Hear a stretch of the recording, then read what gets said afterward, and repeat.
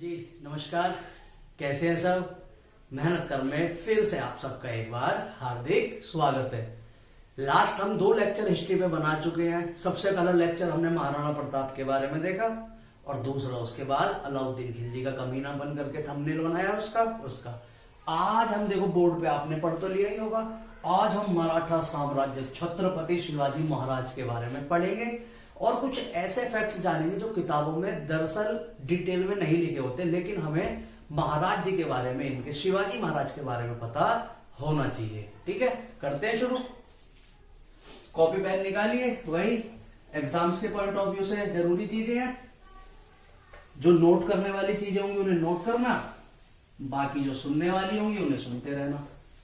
ठीक है, देखो मराठा साम्राज्य, मराठा साम्राज्य मैप पे समझे। पहले थोड़ा सा मैप पे समझ लेते हैं तो अंडरस्टैंडिंग थोड़ी बेटर हो जाती है। ये देखिए, ये महाराष्ट्र में है मराठा साम्राज्य। ठीक है, थोड़ा सा समझे उस समय भारत की कंडीशन क्या थी। ये पूरा एरिया कब्जे में था औरंगजेब के। औरंगजेब इधर गोलकुंडा विजयपुर वाला एरिया पे कब्जा कर रखा था आदिल शाह ने। नीचे हैदराबाद में आ जाओ, ये वाला एरिया हैदराबाद का, तो यहां गए थे निजाम। निजामों ने आके कब्जा कर लिया था। और नीचे चल रही थी कुतुबशाही। कुतुब शाह का एक नाम का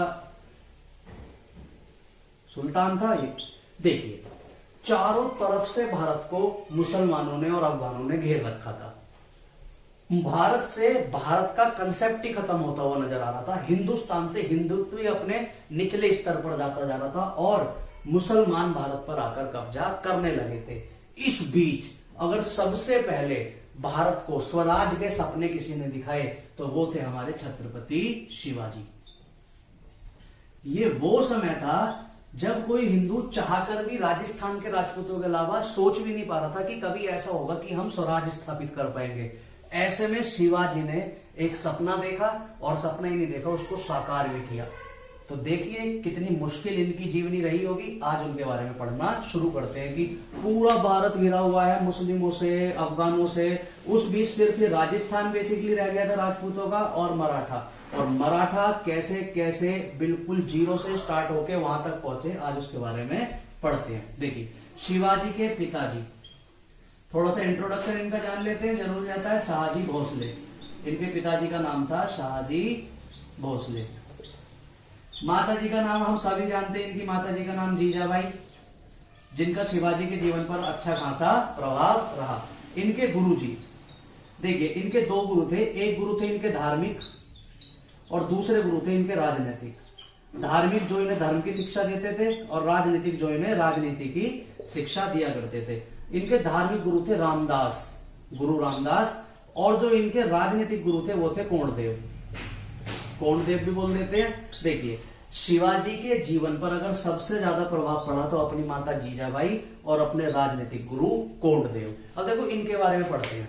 शिवाजी का अगर जन्म स्थान देख लें थोड़ा सा, ये हमें देखो किताबों में इन पर टिप्पणी है। कहीं इनकी जन्म तिथि लिखती है 1627 तो कहीं मिलती है 1630, जाती है 1627 तो कहीं मिल जाती है 1630। और इनका जीवन काल बड़ा छोटा रहा, 1680। तो 1630 से अगर लेके चले तो कुल 50 साल शिवाजी का जीवन रहा। ये जन्मे कहाँ थे तो यहाँ पे पुणे पड़ता है, तो महाराष्ट्र में एक जगह पड़ती है पुणे, महाराष्ट्र में पुणे, और पुणे के अंदर एक जगह पड़ती है शिवनेरी। शिवनेरी में इनका जन्म हुआ। ठीक है, अब देखिए इनकी परवरिश करी इनकी माताजी ने, और गुरु इनके जो अच्छा खासा जिनका प्रभाव रहा वो रहा कोंडदेव का। इनका राजनीति इन्होंने कोंडदेव से सीखी, और धार्मिक जो धर्म से ये जुड़े, अच्छे खासे धर्म से जुड़े हुए थे, धर्म की तरफ जो इनका रुझान हुआ शिवाजी का, वो हुआ अपनी माताजी जीजाबाई की वजह से, क्योंकि जीजाबाई अच्छी खासी एक आस्तिक महिला थी। अब शिवाजी जिस समय पल बढ़ रहे थे उस समय सबसे पहले क्या हुआ, जो इनके पिताजी थे ना, वो पहले एक स्वतंत्र सामंत थे। ठीक है, वो चुपचाप एक राज्य चलाया करते थे, उसका टैक्स कलेक्शन उनके पास आता था। लेकिन धीरे धीरे धीरे धीरे मराठा के जस्ट बराबर में आदिल शाह नाम का एक सुल्तान अपना साम्राज्य बढ़ा रहा था, जिस कारण शाहजी को अपना जितना भी राज्य था वो छोड़ के आना पड़ा, क्योंकि वो जानते थे आदिल शाह से टक्कर लेना बड़ा मुश्किल था, क्योंकि इनका साम्राज्य छोटा, इनका साम्राज्य बड़ा। तो वो पूरा का पूरा पुणे जीजाबाई को सौंप के और चले जाते हैं आदिल शाह के यहाँ, इनके पिताजी शाहजी भोसले, और आदिल शाह के यहाँ पर नौकरी करने लगते हैं। तो शाहजी का, जब शिवाजी का जीवन बढ़ रहा है, धीरे धीरे शिवाजी बड़े हो रहे हैं, तो उनपे बाप का साया नहीं था, क्योंकि उनका बाप जो थे ये यहां से छोड़ के पूरे महाराष्ट्र को और शिवनेर को वो चले गए थे आदिल शाह के यहाँ। तो शिवाजी जिसकी परवरिश में बड़े हुए वो थी जीजाबाई, तो जीजाबाई का ही पूरा प्रभाव शिवाजी के जीवन पर पड़ा। अब देखिए, जब शिवाजी मुश्किल से मुश्किल 17-18 साल के होते हैं, तो यहीं से इन्होंने अपने जीवन के परचम लहराने शुरू कर दिए। 17-18 साल की उम्र में ही शिवाजी ने दिखा दिया कि आगे आके वो क्या करने वाले थे। ये आदिल शाह दिख रहा है, ये आदिल शाह के आसपास एक ये जो इसका एरिया था, यहां पर एक बहुत बड़ा किला था जिसका नाम था तोरण का किला। तोरण का किला। शिवाजी मात्र 17 से 18 साल की उम्र में तोरण के किले पे जाके कब्जा कर लेते हैं। जब तोरण के किले पे जाके कब्जा कर लेते हैं तो आदिल शाह बोलता है, यार ये कौन है जो आ रहा है और मेरे क्या कहते हैं तोरण के किले पे कब्जा कर लिया। पता चलता है कि शाहजी भोसले का बेटा। अब शाहजी खुद आदिल शाह के दरबार में काम करते थे, तो आदिल शाह ने शाहजी भोसले से बोला, भाई समझा अपने बेटे को, आके यार तू हमारे यहाँ नौकरी कर रहा है और तेरा बेटा हमसे आके पंगे ले रहा है। तो शाहजी भोसले ने बोला, चलो ठीक है, मैं समझा दूंगा, बच्चा है। शाहजी भोसले जाते हैं और शिवाजी को समझाते हैं कि भैया तो उसके यहां जाके क्यों अटैक कर रहा है जहां पे मैं नौकरी कर रहा हूं। शाहजी भोसले ने शिवाजी को काफी समझाया, लेकिन शिवाजी ने बोला, अरे पापा तुम नौकरी करो, कुछ भी करो, मैं जाऊंगा और मैंने एक सपना देखा है मराठाओं को स्वराज दिलाने का। स्वराज मतलब अपना राज, हम पे कोई राज नहीं करेगा, चाहे आदिल शाही हो, कुतुबशाही हो, चाहे औरंगजेब हो, हम पे कोई राज नहीं करेगा। अब शाहजी भोसले जाते हैं आदिल शाह के पास और बोलते हैं, भैया वो तो मेरा बेटा तो नहीं मान रहा। तो इस समय आदिल शाही का सबसे मशहूर एक सेनापति था जिसका नाम था अफजल खान। अफजल खान मतलब अफजल खान की उस समय पॉपुलैरिटी ऐसी थी जैसे आज के मोदी जी, समझ रहे हो। बच्चा पेट में होता है तब जान जाता है, हाँ भैया मोदी जी नाम का कोई इंसान है, लंबी दाढ़ी वाले। मित्रों, भाइयों और बहनों कर भी काम खराब कर देते हैं सबका। ऐसी ही पॉपुलैरिटी उस समय थी अफजल खान की।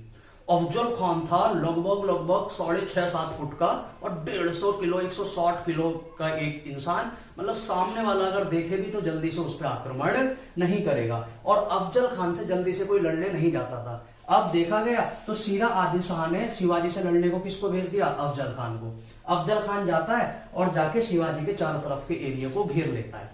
जब एरिया को घेर लेता है तो वो बोलता है, यार क्या शिवाजी से आक्रमण करना है, छोटा सा बच्चा है, इसको क्या मारूंगा, 17-18 साल का बच्चा है, इससे समझौता कर लेता हूं।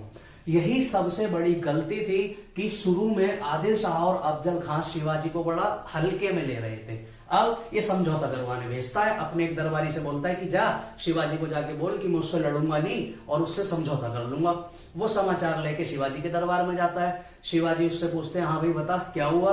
कि मैं अफजल खान के द्वारा भेजा गया हूं और उन्होंने आपसे समझौते के लिए एक संदेश भेजा है।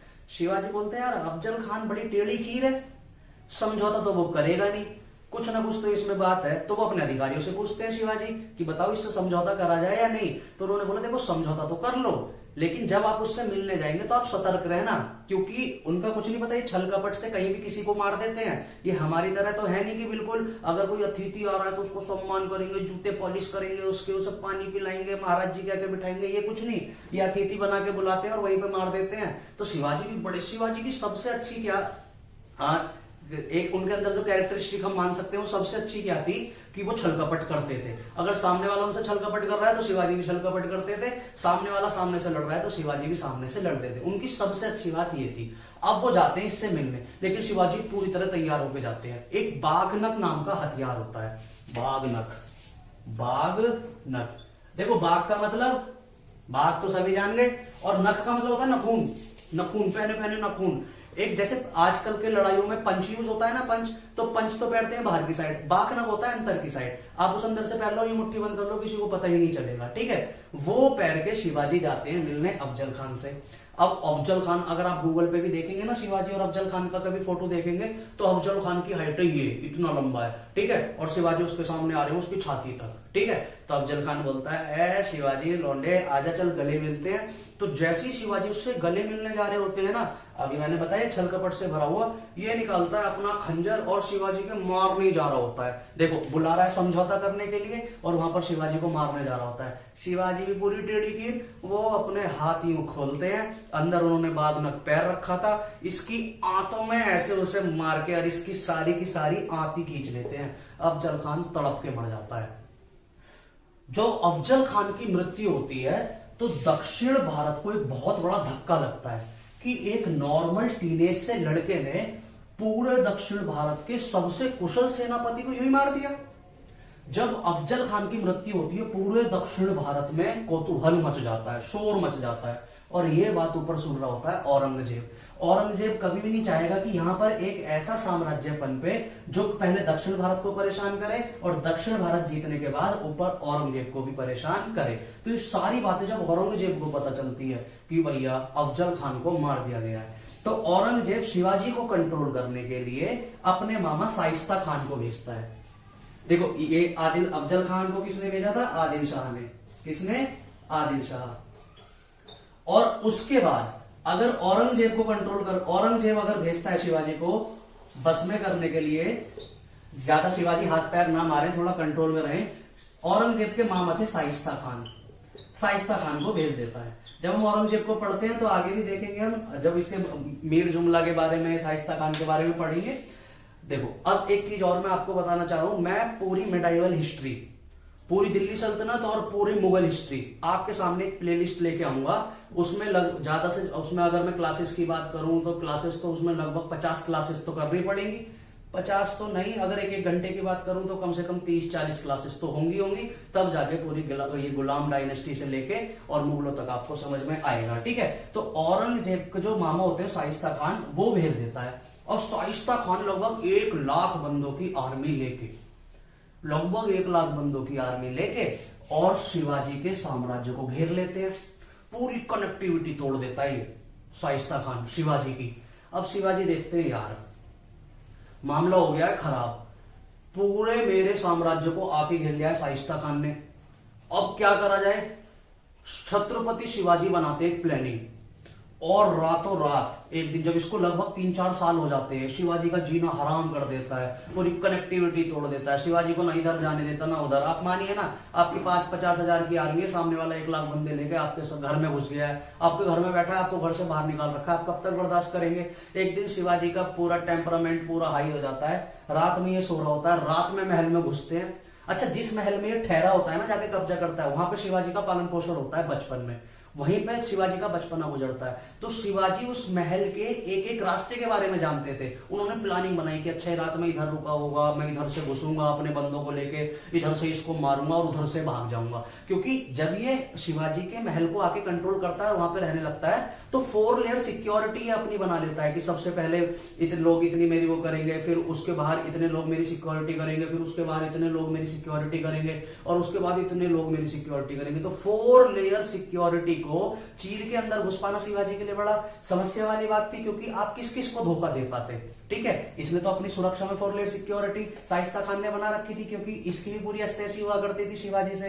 लेकिन शिवाजी एक दिन रात में जब परेशान हो जाते हैं, 3-4 साल हो जाता है शिवाजी के महल में से नहीं निकलता, रात में शिवाजी घुसते हैं और घुसने के बाद इसका अंगूठा उंगली काट पीट के बुरी तरह इसको डरा देते हैं।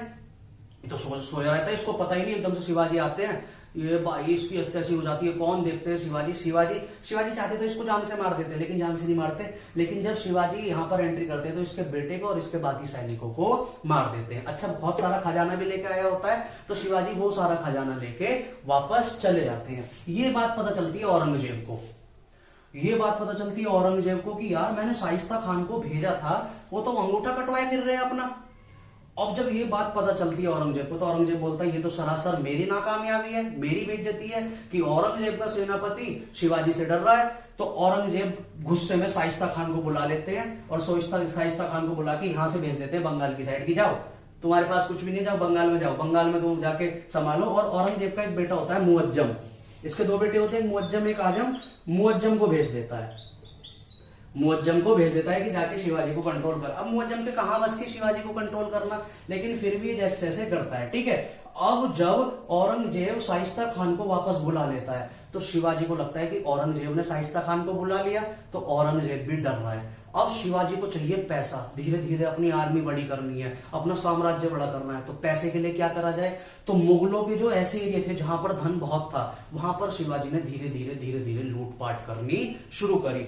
सबसे ज्यादा मुगलों को पैसा आया करता था सूरत से, गुजरात के सूरत से। ये जो सूरत वाला एरिया है, यहां से बहुत पैसा आया करता था, क्योंकि अगेन यहीं से सारा व्यापार होता था। हमने अलाउद्दीन वाली खिलजी की वीडियो में भी हमने डिस्कस किया, उससे पहले हमने महाराणा प्रताप वाली वीडियो में भी डिस्कस किया। अगर आपने नहीं देखी तो आप वहां पर डायल करें महाराणा प्रताप बाय मेहनत कर, या फिर उसके बाद अलाउद्दीन खिलजी के बारे में पढ़ना है तो आप गूगल जाके यूट्यूब पे टाइप करें कि अलाउद्दीन खिलजी बाय मेहनत कर, तो वहां पे हमारा जो चैनल है वो आपको वो वाली वीडियो दिखाएगा। तो ऐसे ही सूरत से व्यापार हुआ करता था औरंगजेब का। तो शिवाजी यहां से जाते हैं और सूरत पे जाके कब्जा कर लेते हैं। जब शिवाजी सूरत पे कब्जा कर लेते, देखो पहले आदिल शाह को लुढ़का दिया, उसके क्या कहते हैं सेनापति को, फिर औरंगजेब ने ट्राई किया शाइस्ता खान को भेजने की, तो शाइस्ता खान को मार के भगा दिया। अब देखिए, अब औरंगजेब को और ज्यादा गुस्सा दिलाने के लिए उसकी व्यापारिक राजधानी सूरत को लूट लेते हैं जाके। ये बात पता चलती है औरंगजेब को। जब ये बात पता चलती है औरंगजेब को कि भैया ले, इसने पहले तो शाइस्ता खान को भी भगा दिया और अब मेरा सूरत भी लूट लिया, तब वो एक उसके औरंगजेब के दरबार में बहुत ही राजपुताना बहुत बड़े एक सेनापति होते हैं जिनका नाम होता है सवाई राजा जयसिंह। सवाई राजा जयसिंह बहुत बहादुर, बहुत योद्धा। कभी हम आमेर का इतिहास पढ़ेंगे राजस्थान में तो सवाई राजा जयसिंह, मान सिंह, मिर्जा राजा जयसिंह, इनके बारे में डिटेल में पढ़ेंगे, इन्होंने कैसे मुगलों के छक्के छुड़ाए रखे। लेकिन इनकी मुगलों से बनती भी थी, ऐसी बात नहीं है। तो औरंगजेब देखता है कि भाई शिवाजी को कंट्रोल और किसी के बस की करना नहीं है, इसको तो मिर्जा राजा जयसिंह ही कंट्रोल करेगा।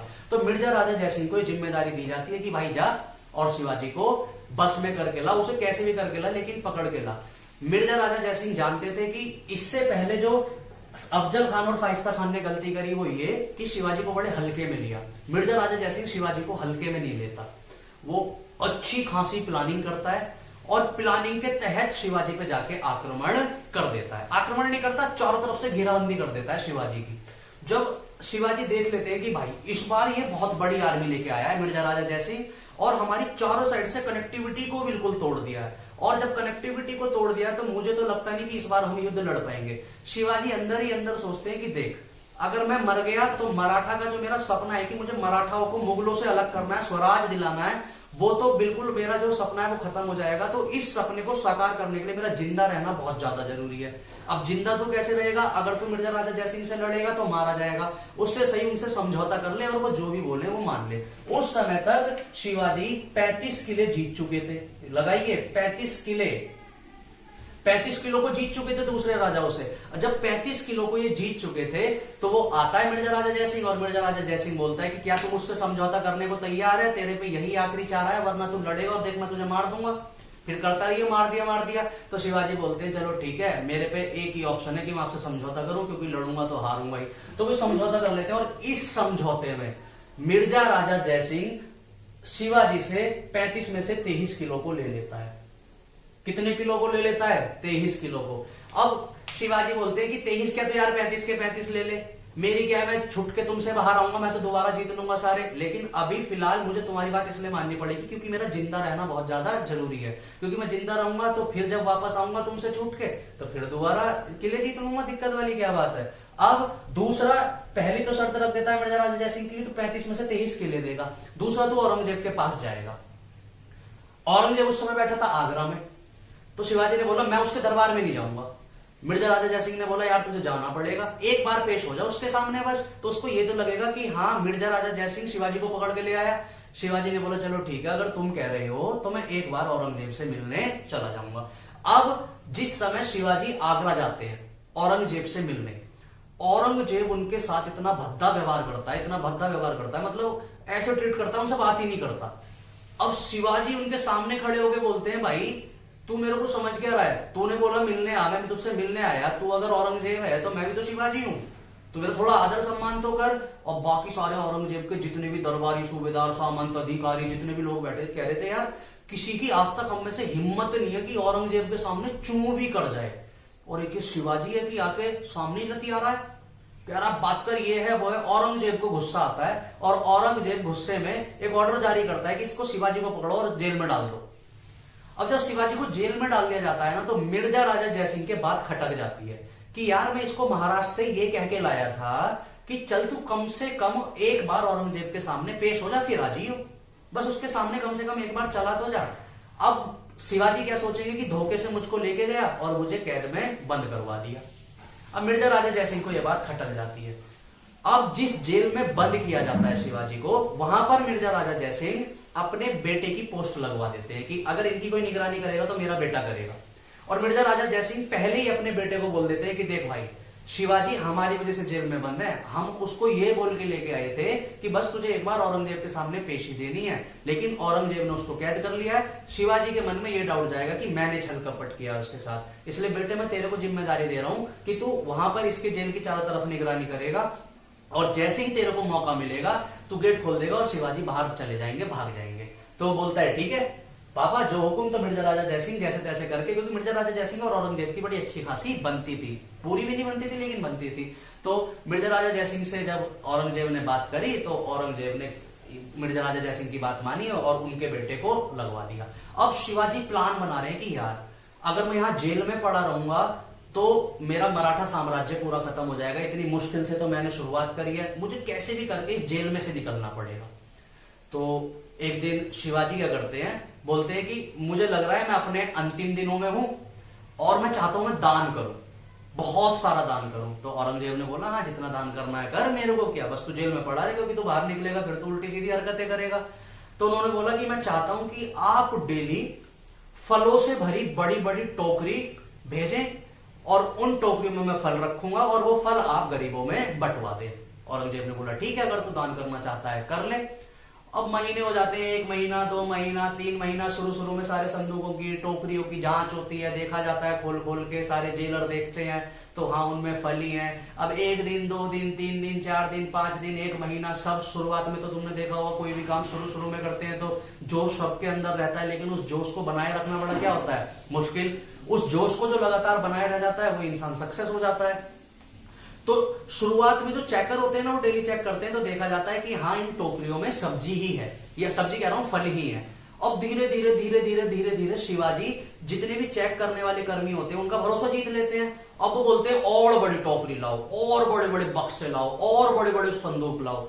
तो सब बोलते हैं और बड़े बड़े संदूक क्यों लाए, कि मैं ज्यादा फल और ज्यादा फल मैं और ज्यादा दान करना चाहता हूं। तो सब ले आते हैं। अब एक दिन जब शिवाजी देख लेते हैं कि ना तो अब कोई फलों की टोकरियों को चेक करता ना कुछ, चुपचाप बड़े प्यार के साथ शिवाजी उस फल की टोकरी में बैठते हैं। और मैंने तुम्हें बताया था मिर्जा राजा जयसिंह अपने बेटे की नौकरी पोस्ट ही वहीं पर लगवा देता है उनके जेल के सामने की, तुझे किसी भी तरीके से सिर्फ और सिर्फ शिवाजी को यहां से बाहर निकालना है। और उस फल की टोकरी में चुपचाप बैठ के ऊपर से उसका बक्सा ढक दिया जाता है और शिवाजी बाहर निकल जाते हैं। ये किस्सा है 1664 का, ठीक है 1664, हाँ 1664 के आसपास का ही ये किस्सा है। जब ये चीज पता चलती है औरंगजेब को, तो अभी औरंगजेब को खैर ये चीज पता नहीं चलती, जब शिवाजी महाराज बाहर चले जाते हैं तो उन्होंने बोला कि इसने मुझे कैद क्यों करवाया था, इसने मुझे बुलाया क्यों था।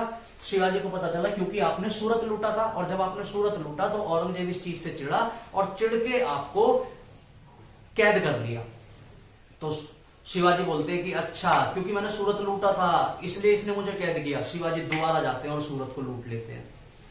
सूरत को जब वो दोबारा लूट लेते हैं तो औरंगजेब भी समझ जाता है कि ये बंदा ठीक नहीं है भाई, भाग तो गया जैसे तैसे भाग गया, हमें चकमा देके भाग गया, मुगल की आर्मी को चकमा देके भाग गया, पूरे जितने भी कर्मी थे सबको चकमा देके भाग गया और वहां पे जाके दोबारा सूरत को लौट लिया। एंड में तंग होके जब आ गया था 1674, तो औरंगजेब ने खुद माना कि भाई शिवाजी एक स्वतंत्र राजा है। और जब शिवाजी ने 1674 में इस बात को कबूल की, क्या कहते हैं, औरंगजेब ने जब 1674 में खुद बोला कि हाँ भाई मराठों का शिवाजी खुद एक स्वतंत्र राजा है, तब 1674 में शिवाजी ने अपना राज्याभिषेक किया।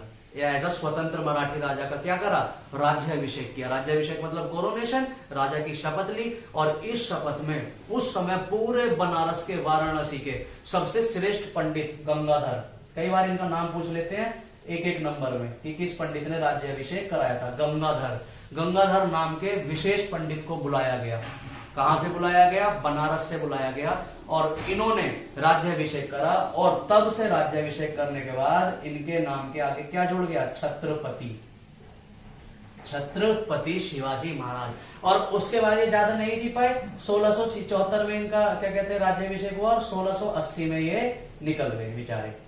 1680 में इनका क्या हो गया? देहांत। लेकिन इस बीच इन्होंने जो अपना नाम रोशन किया, जो एक मराठाओं को पहचान दिलाई, मराठाओं को एक अलग पहचान दिलाने में, एक स्वराज दिलाने में जो सबसे पहला सपना साकार पहले देखा सपना और फिर उसको जो साकार किया, वो थे शिवाजी महाराज। और इसके बाद शिवाजी अपने जीवन काल में 8 बड़ी बड़ी पोस्ट बना के गए थे कि इन केस अगर छत्रपति गद्दी पर नहीं बैठा होगा तो उस गद्दी को कौन संभालेगा। तो उन 8 पोस्टों में सबसे बड़ी पोस्ट हुआ करती थी पेशवा की।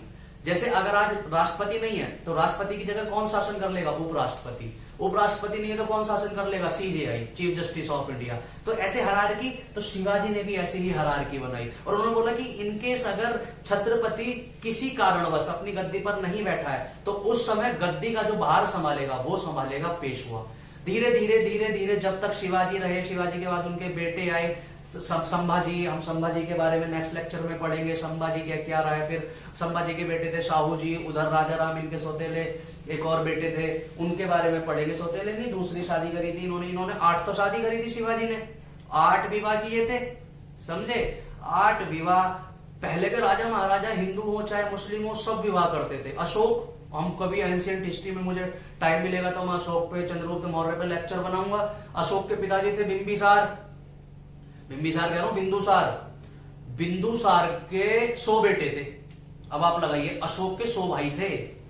100 भाई पता नहीं कहां से इतना, अब छोड़ो जो भी है, ठीक है। तो अपने को क्या याद रखना है कि हमने क्या क्या पढ़ा भैया। शिवाजी का शुरू में जन्म पढ़ा, जन्म पढ़ने के बाद देखा कि क्या कंडीशंस थी। कंडीशंस ये थी कि ऊपर औरंगजेब था, नीचे आदिल शाही, इधर निजाम शाही चल रहे थे और इधर कुतुब शाही।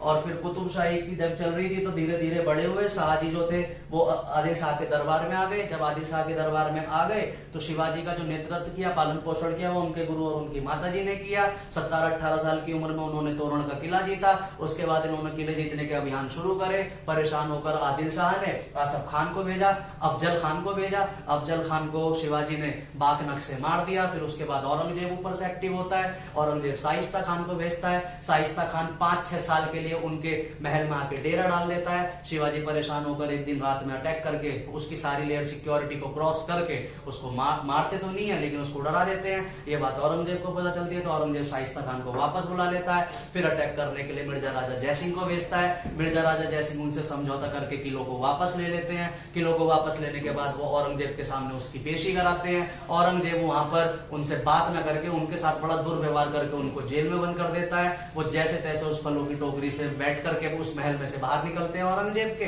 और बाहर निकलने के बाद फिर दोबारा सूरत को लूटते हैं। और अंत में औरंगजेब परेशान होकर उनको एक स्वराज राज्य घोषित कर देता है। उनको बोल देता है कि किसी के अधीन नहीं है, ये स्वतंत्र एक राजा है। और 1674 में अपने मरने से 6 साल पहले वो राज्याभिषेक करते हैं। और राज्याभिषेक करने उनका गंगाधर आते हैं और गंगाधर उनको छत्रपति की उपाधि दिलाते हैं।